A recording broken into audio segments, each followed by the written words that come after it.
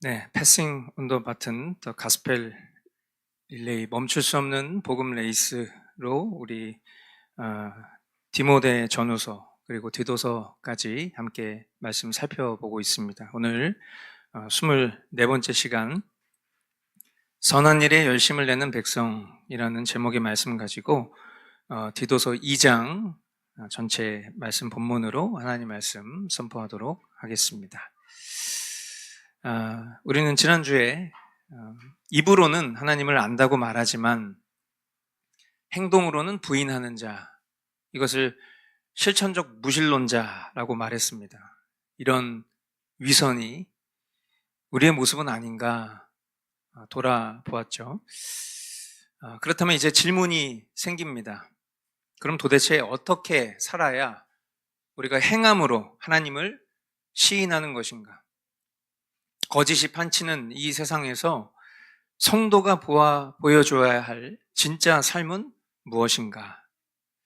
오늘 본문인 이 디도서 2장은 이 질문에 대한 주님의 가르침입니다.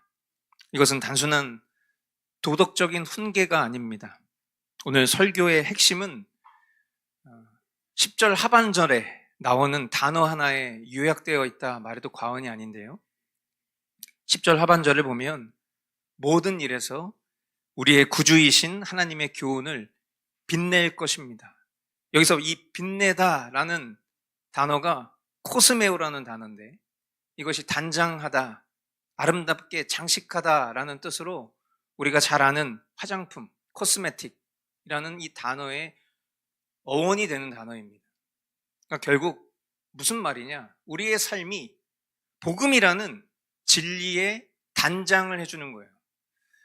그러니까 참 놀라운 일이죠. 우리가 어찌 복음을 단장할 수 있는 자격이 있겠습니까? 근데 결국 주님께서는 우리를 이 절대 변하지 않는 진리인 복음을 우리의 삶을 통해서 단장하도록 불러주셨다라는 것입니다. 그러므로 결국 우리가 신앙하면서 배우는 하나님의 말씀과 이 교리들은 어쩌면 뼈대인 것이죠. 그리고 그 뼈대 위에 우리의 삶이 입혀질 때에 세상 사람들이 비로소 기독교의 진리가 저렇게 아름다운 것이구나 라는 것을 감탄하게 된다는 것입니다. 오늘 말씀을 통해서 지금 우리가 살고 있는 이 무너진 대한민국과 가정 그리고 일터 속에서 우리의 삶으로 복음을 아름답게 단장하는 그런 진짜 성도 되기를 소망하는 마음으로 함께 하나님 말씀을 보도록 하겠습니다. 1절부터 5절까지 말씀입니다. 그대는 건전한 교훈에 맞는 말을 하십시오. 나이 많은 남자들은 절제 있고 위엄 있고 신중하고 믿음과 사랑과 인내심이 흔들리지 않는 사람이 되게 하십시오. 이와 같이 나이 많은 여자들도 행실이 거룩하고 헐뜯지 아니하고 과도한 술의 노예가 아니고 좋은 것을 가르치는 사람이 되게 하십시오. 그리하여 그들이 젊은 여자들을 훈련시켜서 남편과 자녀를 사랑하고 신중하고 순결하고 집안 살림을 잘하고 어질고 남편에게 순종하는 사람이 되게 해야 할 것입니다. 그래야 하나님의 말씀이 비방을 받지 않을 것입니다. 아멘. 먼저 바울은 교회 안에 있는 어른들에게 권면하고 있습니다. 오늘날 우리가 살고 있는 이 한국 사회의 비극 중에 하나는 무엇일까를 생각해 보면 진짜 어른을 보기가 드물다라는 것입니다. 나이는 먹었는데 존경받지 못하는 꼰대는 많아도 삶으로 본이 되는 그런 어른은 참 찾기 힘든 시대가 아닌가라는 생각을 해봅니다. 그러나 이 말씀을 통해서 우리가 깨달을 수 있는 것은 교회는 달라야 된다는 것이죠. 바울은 이 나이 많은 남자들에게 절제와 위엄과 신중을 요구하고 있습니다. 그리고 믿음과 사랑과 인내심이 흔들리지 않는 사람이 되어야 한다라고 말합니다. 이 자리에 계신 우리 교우들, 특별히 우리 남자 성도님들은 이 성경이 가르치고 있는 절제, 위엄, 신중을 탑재하실 수 있게 되길 바랍니다. 믿음과 사랑과 인내심이 흔들리지 않는 그런 하나님의 사람으로 나이가 들수록 인간적인 고집이 세지는 것이 아니라 주님의 형상인 믿음과 사랑이 더 깊어지는 그런 우리 어르신들, 우리 남자 성도분들 다 되실 수 있기를 바랍니다. 또한 나이 많은 여자들에게는 무엇을 권하고 있느냐? 행실이 거룩하고 헐뜯지 않고 술의 노예가 되지 말 것을 경고하고 있습니다. 그리고 좋은 것을 가르치는 사람이 될 것에 대한 중요한 사명도 주고 있습니다. 이 나이 많은 여자들이 누구를 가르치라고 성경이 이야기를 하고 있냐? 바로 젊은 여자들을 가르치라고 합니다. 이것이 결국 우리가 지금 다루고 있는 주제 안에 큰 틀에서 보면 복음 릴레이, 영적인 바통 터치인 것이죠. 현숙한 여인들, 현숙한 나이 많은 성도분들이 젊은 세대들을 말씀 안에서 가르치고 있는 이 교양대로 잘 전수할 것에 대한 말을 하고 있는 것입니다. 참된 가정에 대한 개념을 세상에서 배우는 것이 아니라 교회에서 가르치라고 하는 것입니다. 믿음의 어머니들이 젊은 세대들에게 어떻게 남편을 사랑하고 또 어떻게 자녀를 말씀으로 양육하면서 어떻게 가정에서 거룩을 지킬 수 있는지에 대한 것을 가르치라는 것입니다. 오늘날 가정이 왜 무너졌습니까? 이 가르침의 고리가 끊어졌기 때문이에요. TV에서 어떤 육아 전문가들이 나와서 막 말하는 것은 우리가 신뢰하는데 정작 성경적 어머니상은 교회에서 배우지를 못하고 있습니다. 이것을 우리 교회 안에 어른들, 어머니들이 이 영적 어미의 역할을 본이 되어 가르쳐 주어야 한다는 것입니다. 이러한 교회 안에 성경적인 교육을 통해서 바울은 젊은 여자들에게 가정이라는 것을 강조하고 있어요. 남편과 자녀를 사랑하고 집안 살림을 잘하라, 그렇게 말하고 있습니다. 네? 집안 살림을 잘하라고요? 여러분, 지금 이 성경이 이야기하고 있는 이 가르침, 요즘 같은 시대에 여자는 집안일을 해야지, 집안일 잘해야지 라고 한다면 시대착오적인 비난 받지 않겠습니까? 저와 여러분은 성경이 우리의 삶의 유일한 규범이라고 믿고 따르는 사람들이에요. 그런데 어떤 영역에서는 그 성경대로 살려고 힘쓰고 강조하고 말을 하는데 정작 이런 부분에 있어서는 우리는 마음의 불편함을 갖고 튕겨내기 쉽습니다. 이 자리에 계신 결혼한 우리 여자 성도분들은 집안일을 잘하실 수 있게 되기를 축복합니다. 성경이 말하는 본질은 이 집안일이 가사 노동을 말하는 게 아니에요. 아내의 본분, 엄마의 본분이 가정을 최우선순위로 지키라는 것입니다. 오늘날 지금 우리가 살아가고 있는 사회를 병들게 하는 이 급진적 좌파 이념, 페미니즘, 이런 것들은 결국 무엇입니까? 지금 이 성경이 말하는 것을 정반대로 하면 그게 좌파 이념이고 그게 페미니즘이에요. 남녀의 창조 질서가 있는 것입니다. 남자가 귀하고 여자는 하찮다고 얘기하고 있지 않아요. 남자와 여자의 고유에 하나님께서 창조하신 질서가 있다는 것을 이야기하고 있고요. 그 고유의 질서가 모이는 곳이 가정인 것입니다.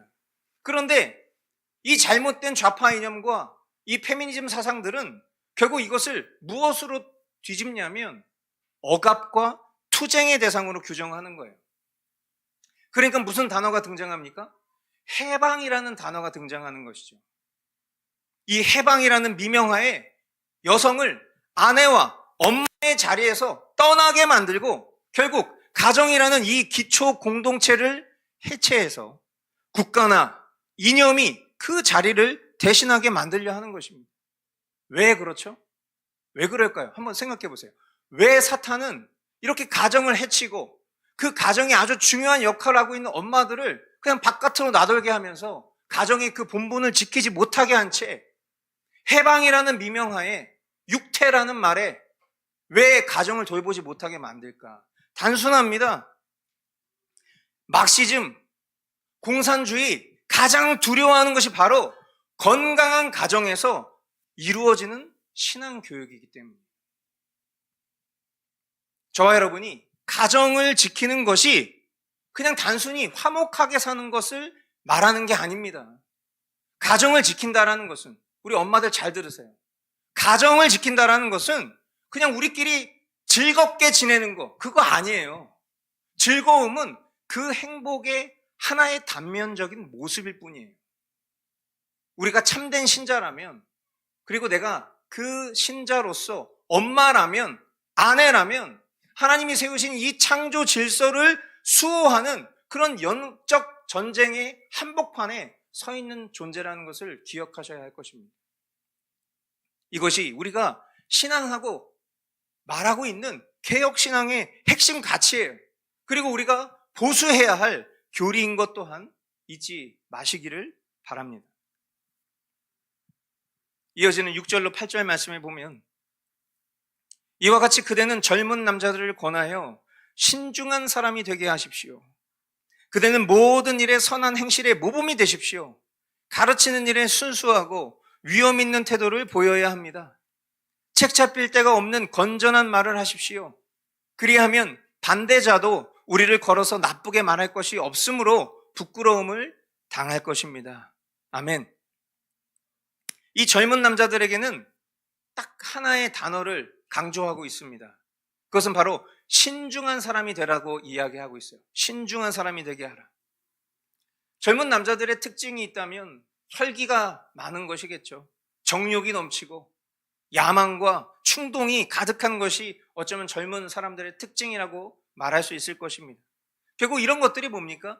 젊은 남자, 참된 성도된 우리 형제들을 무너뜨리는 것들이죠. 자기를 통제하지 못하는 남자가 가정을 건강하게 이끌 수 있을까? 그런 사람이 교회의 일꾼과 리더가 될 수 있을까? 당연히 불가능하겠죠. 더 나아가 이런 사람이 세상에 나아가서 배운 그 진리를 보수하면서 그 진리를 전하는 일 가능할까? 불가능할 것입니다. 빛 대신 주님을 전하고 소금처럼 정화시키는 일, 우리 늘 말은 그렇게 하잖아요. 빛과 소금의 역할을 감당하면서 선한 영향력을 행하는 그런 사람이 되겠습니다 말은 하는데, 그 일을 이루려면 이 기초가 있어야 되는 거예요. 바른 기초 위에 세워져야 된다는 것이죠. 그래서 바울은 디도에게 이렇게 말합니다. 그대는 모든 일에 선한 행실의 모범이 되십시오. 말로만 하지 말고 삶으로 보여주라는 것입니다. 그래야 대적하는 자들이 우리를 비방하려다가도 나쁘게 말할 것이 없으므로 부끄러워할 것이다, 그렇게 말하고 있는 것입니다. 이 자리에 계신 우리 젊은 성도들, 특별히 우리 형제들, 이런 삶을 살 수 있기를 축복합니다. 9절로 10절 말씀해 보면, 종들을 가르치되 모든 일에 주인에게 복종하고 그들을 기쁘게 하고 말대꾸하지 말고 훔쳐내지 말고 온전히 신실하라고 하십시오. 그러면 그들이 모든 일에서 우리의 구주이신 하나님의 교훈을 빛낼 것입니다. 아멘. 지금 이 본문의 종들은 지금 우리가 살아가고 있는 시대로 치환해서 해석해 보자면, 고용된 일꾼, 저와 여러분들이 어떤 개인 사업을 하지 않으시는 분들이라면 거의 대부분 직장 생활을 하실 텐데, 우리가 직장 속에서 그리스도인으로서 어떻게 살아야 되는지에 대한 가르침으로 해석해 보면 좋겠습니다. 결국 그렇게 바라보면 이것을 어떻게 우리가 해석해 볼 수 있겠죠? 상사에게 순종하고 그들을 기쁘게 하고 말대꾸하지 말고 훔치지 말고, 여기서 훔치지 말라고 이야기하는 것 가운데에는 우리가 어떤 재물, 횡령에 대한 것도 있을 것이고, 요즘에 월급 루팡 이런 표현 쓰면서 시간을 때우는 것으로 만족하려고 하는 그런 정서, 그런 문화를 우리 그리스도인들도 취하고 있지는 않습니까? 하나님 우리에게 주신 그 시간인데 이런 것도 훔치지 말라는 것이죠. 온전히 신실하게 살 것에 대해서 말하고 있어요. 그런데 늘 말씀드리지만 이런 유물론적 사상, 좋게 얘기하면 유물론적 사상이고 나쁘게 얘기하면 공산주의, 사회주의 사상, 이런 이념이 우리 시대 속에 진보와 좌파라는 이념으로 들어와 있을 때 결국 이 질서를 어떻게 파괴할까? 우리가 일하는 일터를 어떻게 인식시키고 있죠, 지금? 착취와 투쟁의 현장으로 인식시키고 있어요. 그러니까 노사, 고용주가 있고 고용인이 있는 것입니다. 이 관계를 통해서 건강한 생산이 이루어지는 것이 구조예요. 그러니까 지난번에도 제가 설교 시간에도 이야기했지만 남녀, 하나님께서 창조하신 질서입니다. 주인과 종, 우리는 항상 주인 하면 나쁜 주인을 생각하고 종 하면 늘 억압받고 착취받는 종으로 생각하지만 선한 주인도 있고 나쁜 종도 있을 수 있는 것입니다. 건강한 구조는 하나님이 본연이 만드신 그 창조 질서대로 운영될 때 건강한 것이지, 마치 남자는 고귀하고 여자는 억압받고 주인은 다 나쁘고 종은 늘 가련하고 불쌍한, 이게 바로 사탄이 쳐놓은 덫이에요. 잘 생각해 보십시오. 우리가 일하는 일터에서 좋은 고용주가 있을 수 있고 좋은 고용인이 있을 수 있습니다. 나쁜 고용주가 있을 수 있고 나쁜 고용인이 있을 수 있는 거예요. 그러나 이것이 전체를 다 폄하할 수는 없는 거예요. 그런데 잘못된 진보 이념들은 어떻게 이것을 규정합니까? 노사를 서로 싸워야 될 적으로 규정하는 거예요. 적게 일하고 많이 가져가는 거, 이게 민노총 같은 사람들이 하는 거잖아요. 이걸 뭐라고 말하고 있죠? 그 사람들은 이걸 정의라고 말하고 있는 거예요. 정의. 이게 정의입니까?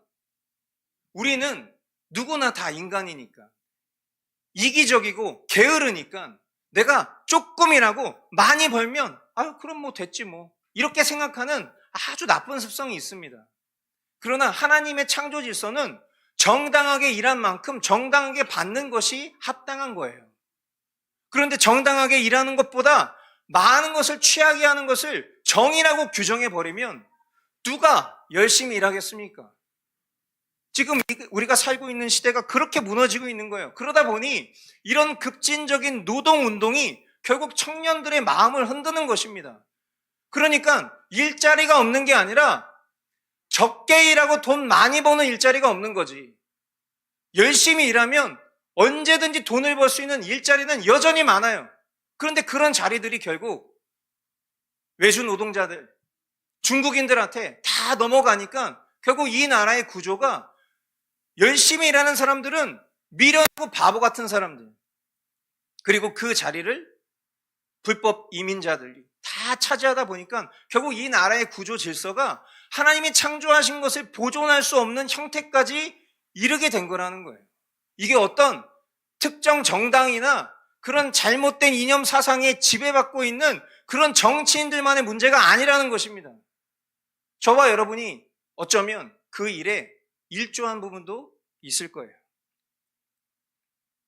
성경은 투쟁하는 자가 아니라 섬기는 자로 우리를 부르셨다라고 얘기하고 있어요. 하나님이 나를 그 자리에 보내셨다, 이 소명의식을 가지고 주인에게 하듯, 우리 늘 항상 그거 얘기하지 않습니까? 무슨 일을 하든 죽게 대하듯 하는 것이 우리의 마땅한 도리라고 배우지 않았습니까? 그러니까 우리가 살아가는 삶의 자리도 남들은 다 그렇게 살지 않는다 할지라도 우리는 그렇게 살아야 된다는 거예요.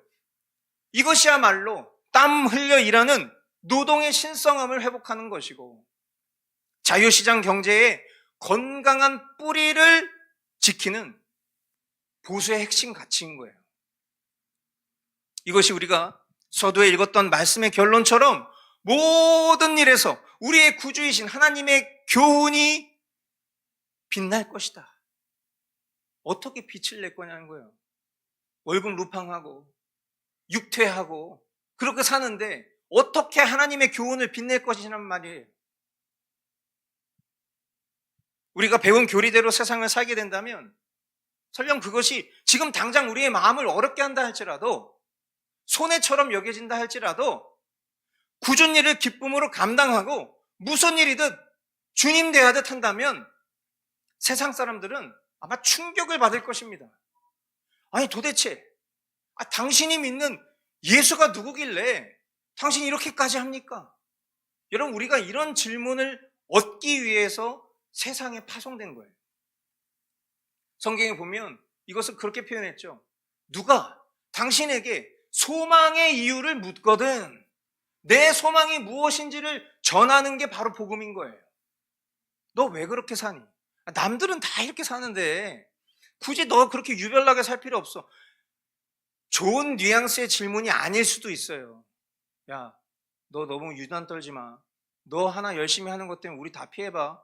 이런 식의 질문이 올 수도 있다고 해요.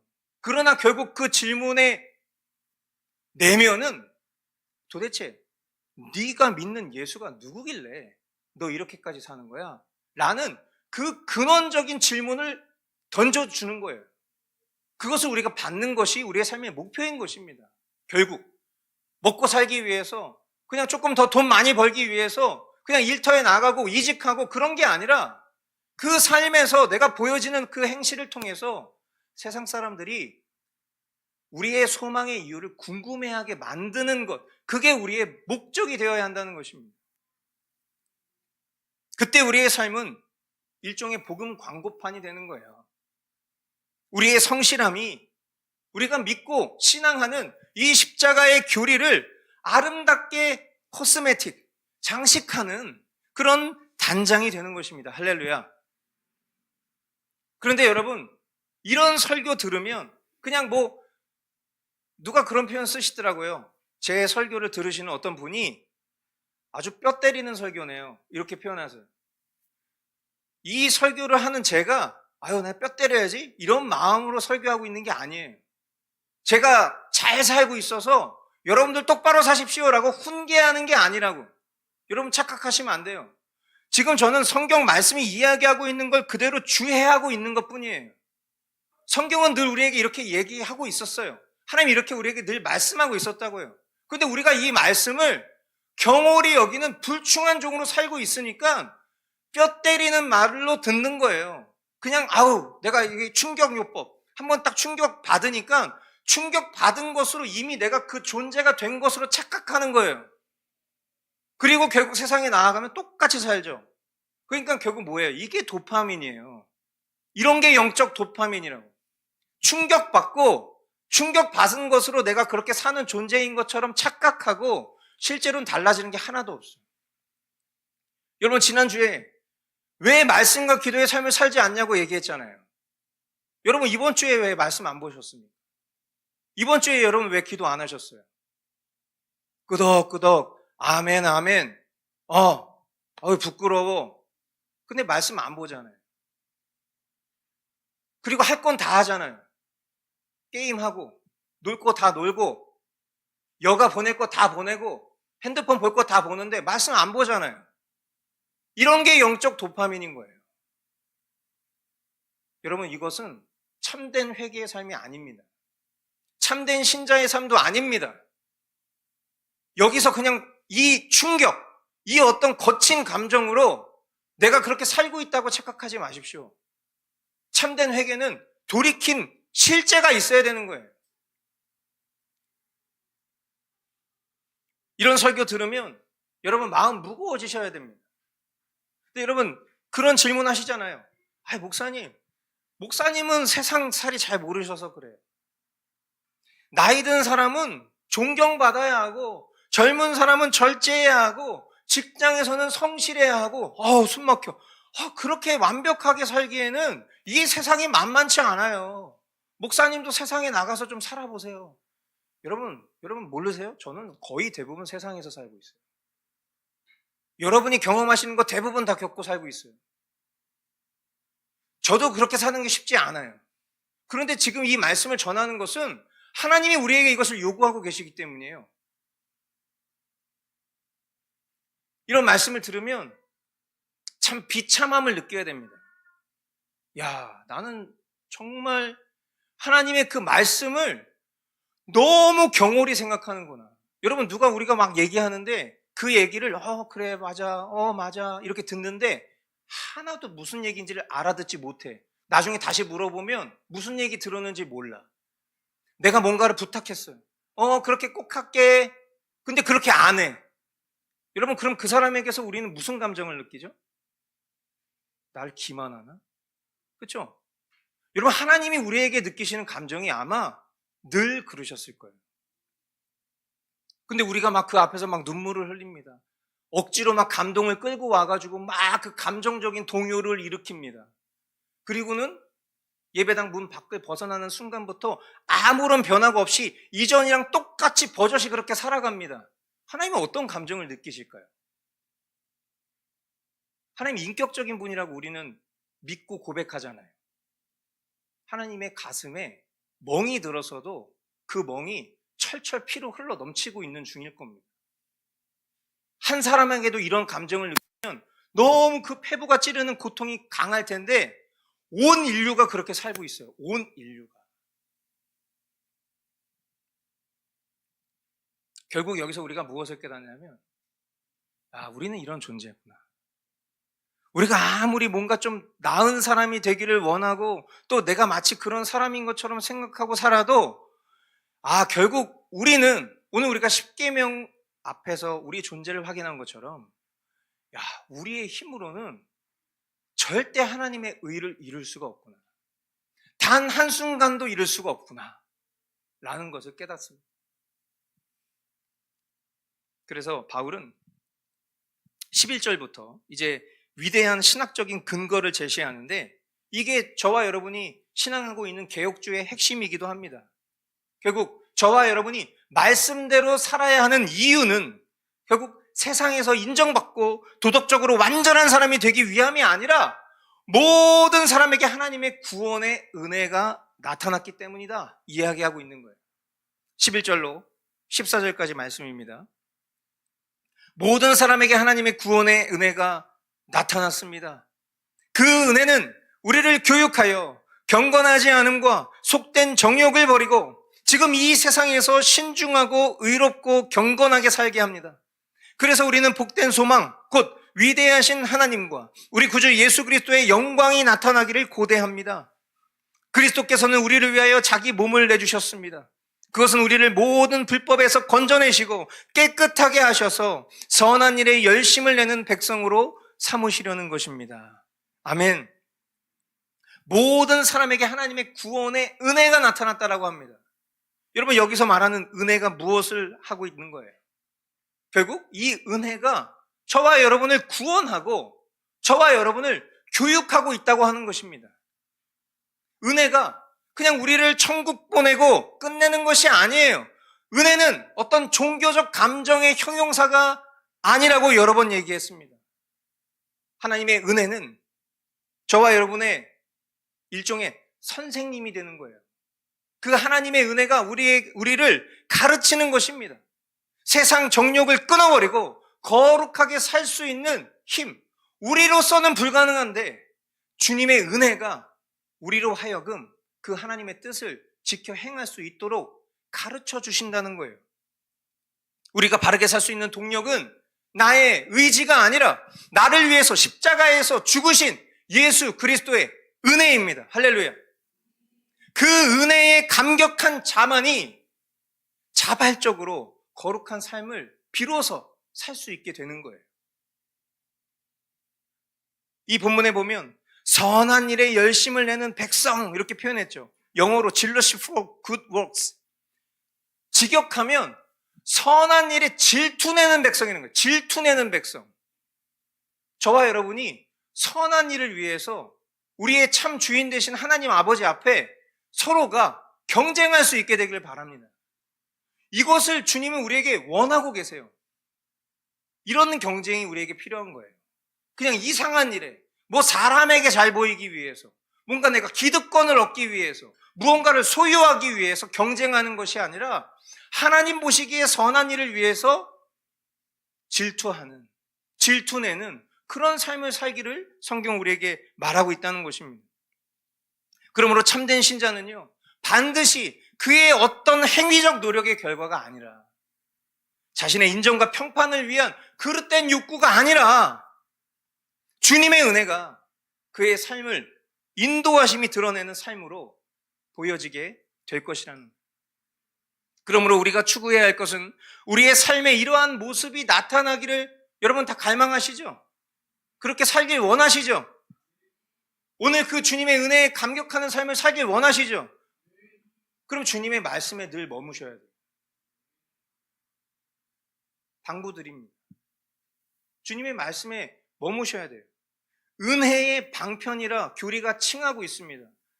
우리 성도들에게 말씀, 기도, 성례를 하나님이 그냥 경건 생활하도록 주셨다는 게 아니라 은혜의 방편, 지금 은혜가 무엇인지를 나눴잖아요. 그 은혜를 누릴 수 있는 방법이 말씀, 기도, 성례 위에 하나님 주신 게 없다고 얘기하고 있어요. 그러면 우리가 맞아요. 저는 하나님 뜻대로 살 수 없는 연약한 자입니다. 이 또 감정적 도파민에 절여서 끝나는 것이 아니라 내가 정말 주님의 뜻대로 살기를 원합니다라는 결단에 서신 분들이라면 주님 앞에, 말씀 앞에 머무시면 되는 거예요. 그럼 그 머뭄으로 인하여 주님이 우리로 하여금 그 주님의 은혜를 누릴 수 있는 자로 인도하시는 거라는 거예요. 어쩌면 그냥 우리가 단순하게 생각해 보면 우리가 할 수 있는 행위적 열심은 말씀 앞에 나아가는 것입니다. 그게 우리의 의지가 발동돼야 되는 자리인 거예요. 그러므로 우리 머스트교회 모든 성도분들은 말씀과 기도의 삶을 모두가 다 지켜 행하실 수 있게 되기를 축복합니다. 연약한 우리를 통해서 주님의 영광이 드러날 수 있기를 축복합니다. 말씀을 맺겠습니다. 사랑하는 우리 성도 여러분, 지금 2026년 우리가 살고 있는 이 대한민국은